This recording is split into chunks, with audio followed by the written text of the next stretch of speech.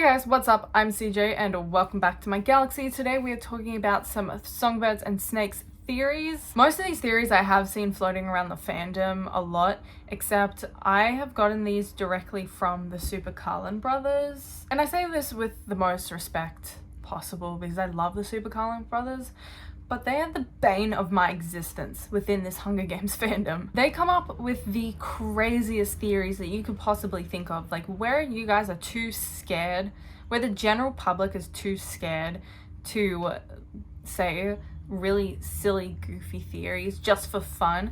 The Super Carlin brothers are there to say them for you, which is great until it becomes like a well-known theory that people kind of take it for canon, essentially.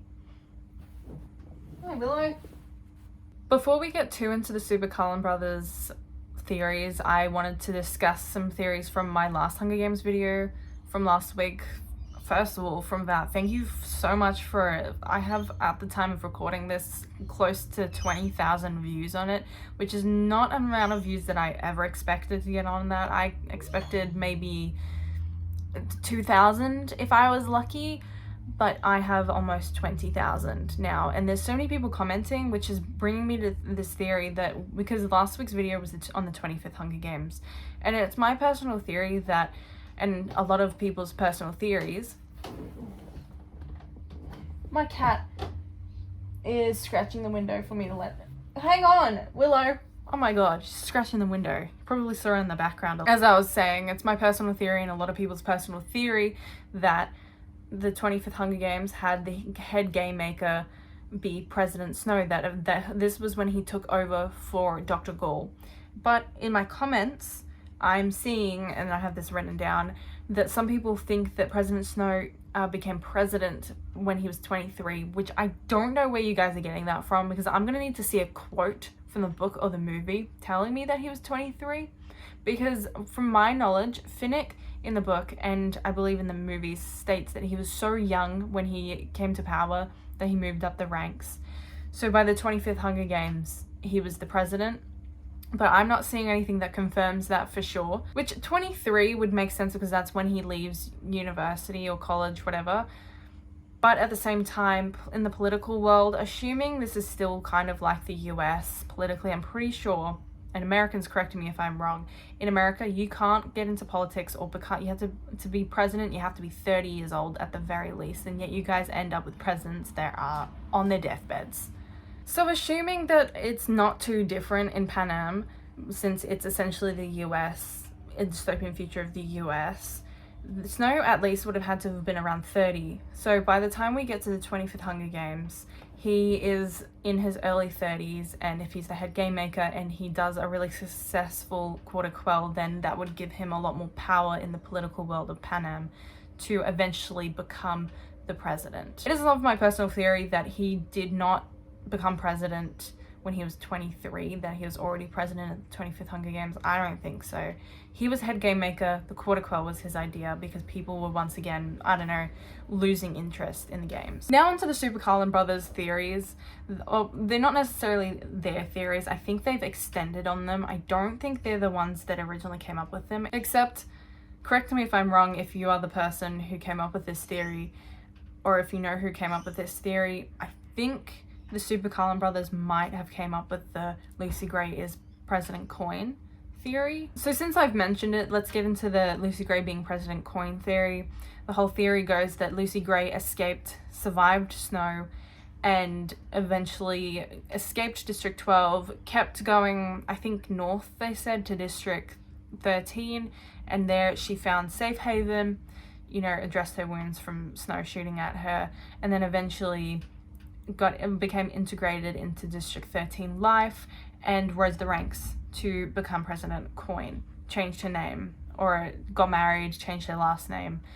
Oh no, because President Alma Coin, yeah, so changed her name.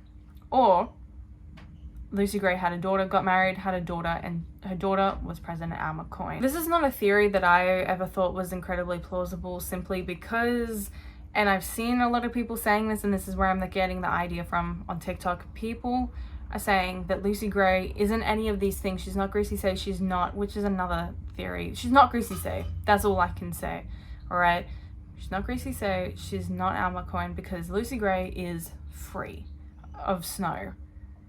Because that's what she always wanted to be. She's from this nomadic group that just is in the wilderness. They move around because that's what they wanted to do. That was a part of who they were. And Lucy Gray wanted to do that. And I sincerely believe that she was able to do that when I think she's alive. She survived Snow at the very least, and then lived out the rest of her life in the woods outside of District 12, or moved further away from District 12 and lived out her life there. Also, Coin is so not similar to Lucy Gray, and I just don't think she'd sell herself out like that just to integrate into District 13. The next theory is about Lucy Gray being Katniss's paternal grandmother, or Maud Ivory being Katniss's paternal grandmother. This theory is based off of the fact that Katniss knows the Hanging Tree song and the Deep in the Meadow song.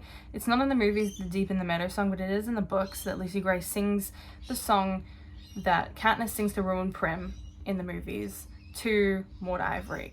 So it's likely a song passed down from generation to generation. So in some way, people are trying to connect the Covey to Katniss and her father in some way. And we know that the Covey is from the Seam, and so is Katniss's father. Katniss's mother is from the Merchant area. Her family had an apothecary, so the Merchant area is where Peter's from and where his family's bakery is. People think Lucy Gray could possibly be Katniss's paternal grandmother due to her maybe surviving Snow and coming back and reuniting with the Covey, and then as sort of revenge for Snow, in the same way that President Coin theory would be revenge. I didn't state it earlier that President Coin would be kind of like Lucy Gray's revenge against Snow, that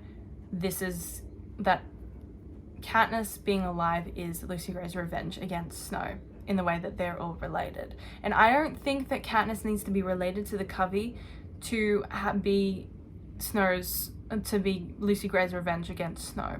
It's just that Katniss's characterization is so connected to Lucy Gray and Sejanus that it's very possible that it's just Snow's paranoia creating this martyr for the rebellion. So with that said, I don't think Lucy Gray didn't survive and go back to District 12. It is incredibly impossible for her to go to District 12, since the Mayfair's dad, the mayor, would have been looking for her, and they definitely would have recognized her. District 12 is very, very small, and they would have seen someone come back. So I think it's highly unlikely Lucy Gray is Katniss's paternal grandmother, although I do see reason within Maud Ivory being Katniss's paternal grandmother. There's a line in the books that says, and they don't get too much into Lucy Gray's relationship with Maud Ivory, but it is there's a lot of it in the books where Maud Ivory Lucy Gray says that Maud Ivory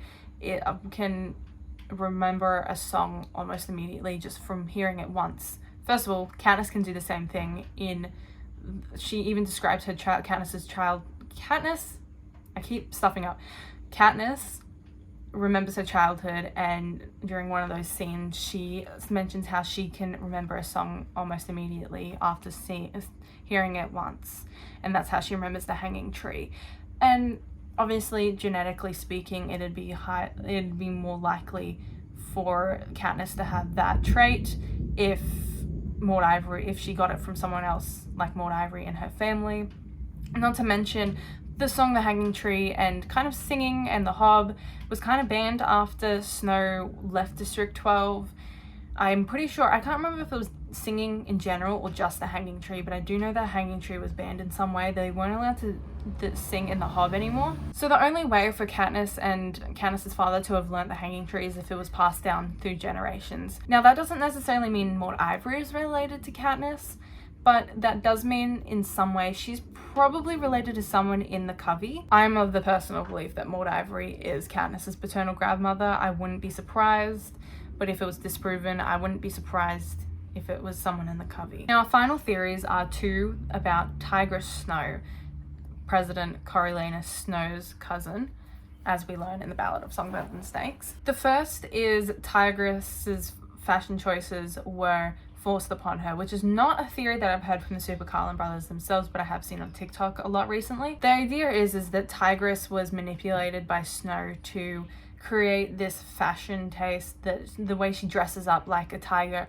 as per her name. And Snow was trying to set new trends with capital fashion, and essentially we know that capital fashion is based upon trying to show as much of your wealth as possible on your body, and that Snow used Tigris as that body to demonstrate that and set those trends, which is not true in my mind, at least, which it's not confirmed to be untrue, but there's a couple quotes within the Ballad of Songbirds and Snakes novel that disproves it in my mind. Snow often describes different ways in which Tigris acts like a literal cat or a tiger.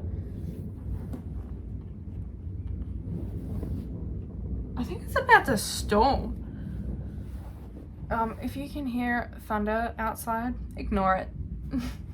It's getting dark really fast. At one point in the novel, Snow mentions how Tigris takes bits of raw meat from what she's cooking and eats it just flat out raw, and that he, and I think the grandmam as well, tells her to stop doing that. It's like, I don't know, unladylike. I can't remember exactly what she said, but she was told not to do it, but she sneaks pieces of raw meat as she's eating, and then she'll eat less meat or less food at dinner after she's cooked. That is literally a direct quote, and he's always describing her facial features and appearance as very feline-like, which leads me to believe that Tigris has always been really drawn to that feline-like fashion, and that it's not so much Snow trying to make her like that, it's Tigris herself deciding that's how she wants to look and that's how she wants to act, because that's who she is, and that's the only likely autonomy she has during Songbirds and Snakes and during the rest of the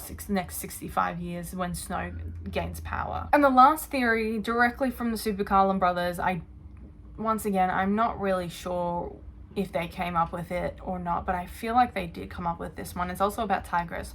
Let me read it out. Tigris was the District 4 stylist, which we don't know which district she was a stylist for. And she was the stylist for Finnick when he was, during his games, during the 65th Hunger Games, I think it was. And then after Finnick's games is when she starts working with the rebellion and against the capital. We know from the Ballad of Songbirds and Snakes that Snow thinks it is likely that Tigris sold her body in order to pay for their apartment, for them, and food, and for them to, all the bills, everything, just for them to be able to live. And that he thinks the Snow family hasn't fallen that low yet, but in reality it is very likely that Tigris did whatever she could to survive, and it is said throughout that Tigris has sympathy for those who have done whatever they could to survive during the dark days. And we know in Mockingjay that Finnick eventually, when he came of age at 16, both through Katniss's inner monologue and Finnick saying it himself, that he also had the same fate, but it was forced upon him because he was desirable in the eyes of the capital, and Snow sold him and other victors. The theory goes essentially that Tigris left when she saw the treatment of Finnick and didn't realize her cousin would stoop so low as to force someone into a fate like that. This one I believe definitely did happen, because at some point there has to be a complete sever of ties between Snow and Tigris, that we do start to see it in Songbirds and Snakes, but she's a stylist. We know that she became a stylist in the game, so there wasn't a complete sever of ties between the cousins. So at some point there had to be something. And that is something I sincerely believe did happen, because of the connection between the two characters and their fates and what they had to do to survive, and for their loved ones to survive. And Suzanne Collins loves parallels between her characters, and I wouldn't be surprised if that's what her intention was. This theory I do not need to debunk. I do believe, because of the connections of what Finnick has said and what Tigris has said and what Snow realized between the both of them, and how he forced Finnick into that whole world, including other victors. So that's likely when Tigris started fighting against Snow, because, you know, a character like Tigris would never agree with something like that. So that is all my theories for today, guys. Hopefully you enjoyed. Please comment down below what you thought of the theories I mentioned today and what you thought of the debunking. If I mentioned any quotes, any evidence in this, and you have evidence disagreeing with what I said, let me know down in the comments below as well. I'd really love to hear that. Please like and subscribe if you enjoyed this video. I have been CJ, and I'll see you guys in the next video. Bye!